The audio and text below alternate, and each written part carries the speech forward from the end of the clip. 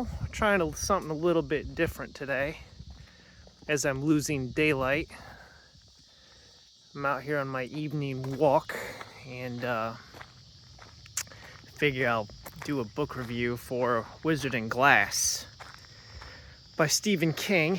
If you've been watching any of these reviews so far, you know that I'm not exactly the biggest fan of Stephen King. So I'll just say this is book number 4 in the Dark Tower series, and I tried reading it, and honestly, if I would have read this book, I would have DNF'd it. So I listened to the audiobook, which was done by Frank Mueller, I think was the gentleman's name. And it took forever to get through this book because I just did not want to even listen to it. So we pick up from the last book, which was The Wastelands, with Blaine, the it's a train, the crazy train, and that little conflict gets resolved when we last left our quartet. They were on their way to Topeka, Kansas on board the train, playing riddle games. And I have to say that the resolution was pretty disappointing, but I guess it was kind of predictable.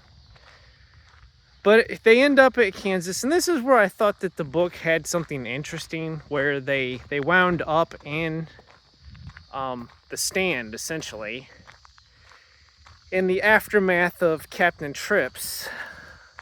So they went through to an alternate reality, and we know it wasn't our reality because I think it was the Major League Baseball team there was the Monarchs instead of the Kansas City Royals, so that was kind of weird. And then they have a story time where Roland, the gunslinger here, decides to tell Eddie Dean and Susanna and Jake and Oi. Oi, what a horrible character. Oi, the raccoon dog bear thing, whatever he is, decides to tell them his backstory. He's going to go back and tell them essentially his origin. So in the very first book, The Gunslinger, we did have a flashback to how Roland got his guns. We defeated Court, right? And he used his Hawk David. That seems like ancient history. But almost the entirety of this book is one extended flashback. And it's not just a story about Roland's, youth or whatever. So we get 14-year-old Roland, okay? And his romance with Susan Delgado, who is probably now my most hated Stephen King character. She's 16, Roland's 14, and that goes about as well as you can expect. It was cringe levels worthy of George Lucas. Okay, we're talking like Attack of the Clones type romance, Hey, there's people that love those movies, okay? I'm not one of them. But as I was reading this book, actually listening to Frank Mueller narrate this book, and he acts out all the parts. It was just, we got a witch, Rhea of the Coos, who's got a crystal ball, which she calls Merlin's grapefruit. We have more just weird sexual,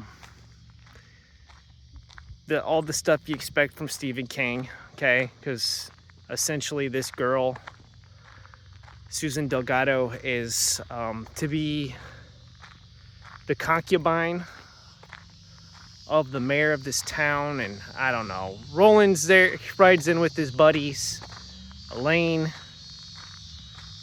and Can't even remember the other guy. Cuthbert. Okay, so the trio of 14-year-old gunslingers come to this town. And it goes on and on and on. I was bored to tears with just Roland and Susan's love for one another. I mean, they basically fell in love instantly, and it just went on forever. You know, I don't get it, man. Then we get to the end of the book, and I mean, I'm just, the direction that Stephen King took this whole thing, I was like eye rolling, and I was just like, really? Because I was kind of joking the last book in my video when I said we're in demonic Alice in Wonderland, and I thought, you know, I said I wouldn't be surprised if giant caterpillar smoking a hookah showed up, or like Wizard of Oz stuff showed up. Well, ladies and gentlemen, we got Wizard of Oz. No joke.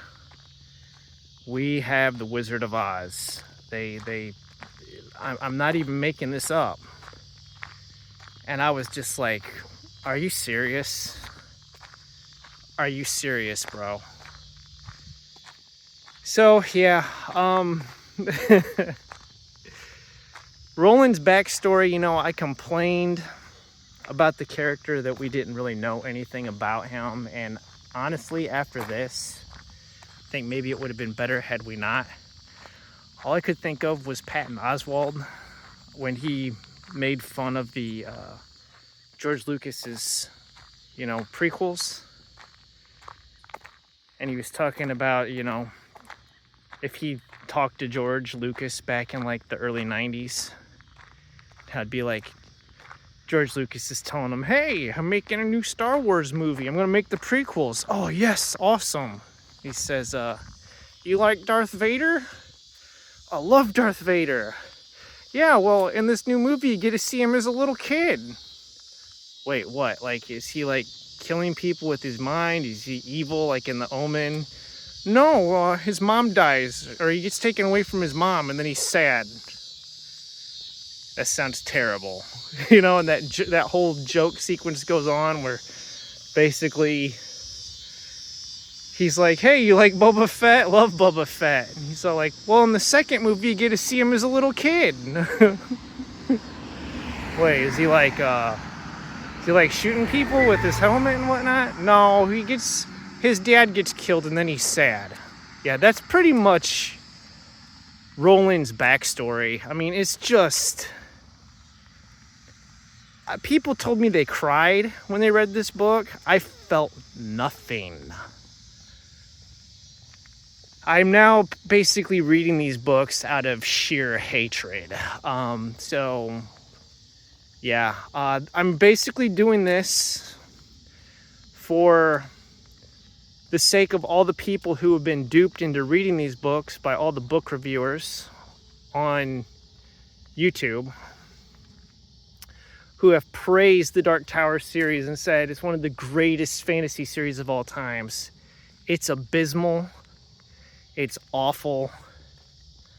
It's directionless. It's bloated. This book was 400 pages longer than it needed to be. Listening to it, I don't know, it took like 27 and a half hours or something on audio. I mean, like, come on, dude. That's ridiculous. So anyways, I'll end the review there because I've gone 9 minutes. This is a big thumbs down. This may be the worst of all time. This Dark Tower series might be the WOT. It's terrible. If you quit reading these books, you're smarter than I am, because the punishment continues for myself. All right, thanks for listening. Have a wonderful day.